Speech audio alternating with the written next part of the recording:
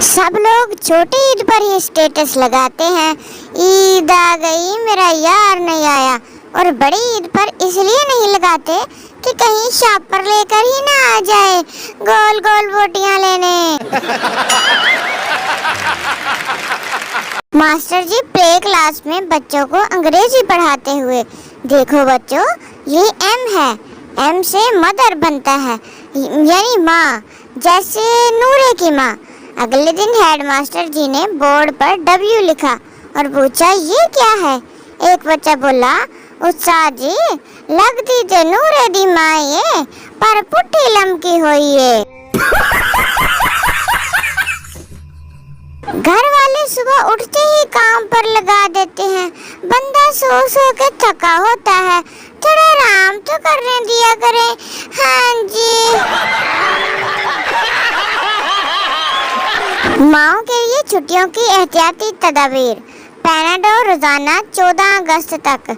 Sir पर बांधने के लिए एक अदद नरम कपड़ा, एक अदद झाड़ू या डंडा, एक अदद हेडफोन। सब माएँ अपनी अपनी तैयारी पकड़े, बुध से पहली छुट्टी है, बच्चे अजाब लाने वाले हैं घर में।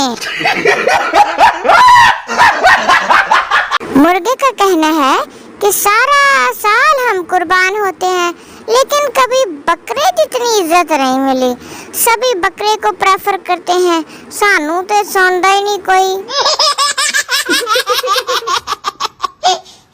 सब्जी खाने का सही तरीका ये है कि सब्जी बकरे को खिलाएं और फिर बकरे को खुद खा जाएं।